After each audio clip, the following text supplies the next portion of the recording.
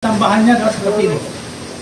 Nah, untuk itu, itulah mainstream yang kita harus pertahankan terus, bahwa pemanggilan ini tidak seolah-olah menyentuh yang mengadukan perkara ini ke Polda Metro Jaya. Jadi kita mau memberikan pelajaran. Memberikan jawaban yang begitu gamblang dari hasil riset yang dilakukan, bukan tuduhan yang dilakukan.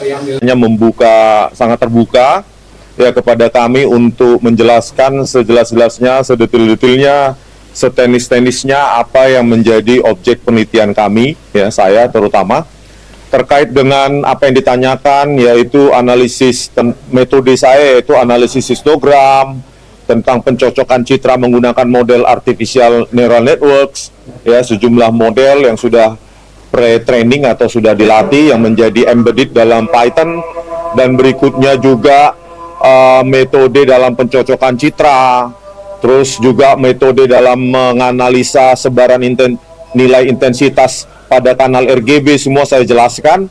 Meskipun sudah ada di buku itu yang menjadi bagian dari buku di Jokowi's White Paper, tetapi saya menambahkan hal-hal penting lainnya karena secara spesifik ditanyakan menggunakan alat apa, mengupload di mana, dan bagaimana caranya penggunaan software atau program yang saya tulis sendiri. Jadi kalau nanti diminta dalam penyidikan berikutnya, kalau memang diminta nanti source code atau kode sumber yang saya tulis sendiri, ya saya siap. Karena penelitian itu repeatable, maka ia harus bisa disanggah, dibantah, dan diulangi oleh peneliti lain. Oleh karena itu, terima kasih kepada kepolisian, kami bisa membuktikan penelitian kami dan terbuka untuk umum. Oleh karena itu, kami siap untuk mempertanggungjawabkan apa yang menjadi penelitian kami. Kami siap sebenarnya dengan kami tuliskan di buku Jokowi's White Paper, kami siap untuk bedah buku di universitas-universitas sehingga ke depan ya para peneliti juga bisa berkontribusi dalam memperbaiki negaranya, bersuara sesuai dengan penelitiannya. Pertanyaan tadi dari penyidik belum tuntas berarti Bang? Belum, hari ini tambahannya 73. Oh, 73. Kalau yang kemarin kan 49 total, berarti sekarang jadi 122. Dan akan dilanjutkan Kamis. Akan dilanjutkan. Tadi kami tanyakan ya kurang lebih mungkin 20 sampai 30 pertanyaan lagi untuk 3 link yang tersisa. Jangan lupa 3 link lagi yang tersisa, video itu ataupun akun X itu. Pokoknya 3 lah. Saya kira sudah hal yang baik ya.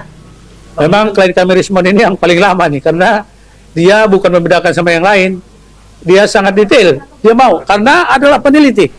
Jadi ciri khas peneliti itu nggak boleh tanggung-tanggung, nggak boleh lompat-lompat. Harus detail, dan harus mengungkapkan semua hal.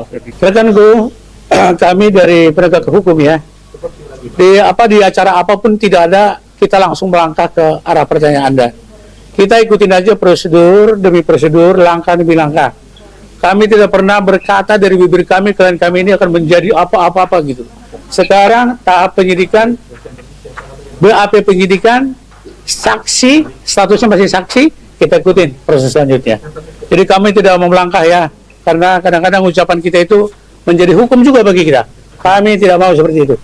Ya, saya dengar juga dari beberapa informasi ya, baik di media-media manapun itu, ya tadi malam kebetulan itu adalah di arena saya, di salah satu stasiun TV. Lawan saya berbicara mengatakan bahwa nanti yang namanya ijazah asli dan yang sudah disita lah di sini akan ditunjukkan jika sudah naik jadi TSK. Saya bilang itu tidak ada rumus itu. Dan saya juga tidak menanyakan bahwa dia akan menunjukkan itu pada saat ini. Tapi perlu kita ingat, perkara ini atau masalah ini bukan ini loh. Mulai dari kasusnya Bang Tri sama Gus Dur, itu sudah berlalang buana di pengadilan, tidak pernah nongol itu yang disebut ijazah asli itu.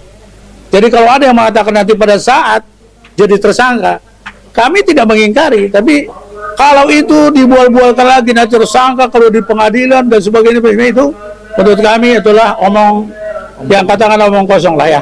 Dan kita tidak mau melangkah ke situ. Kalau jujur memang seperti yang dijelaskan oleh rekanku tadi Gafur, pasal 39 itu adalah pasal penyitaan bukti.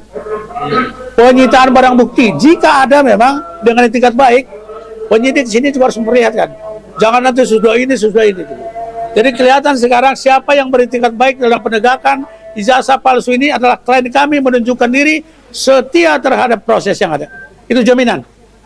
Jaminan bagi kami dari penasihat hukum, karena klien kami menunjukkan berkali-kali pun datang ke sini untuk berita acara, untuk melakukan apapun yang berhubungan dengan itu.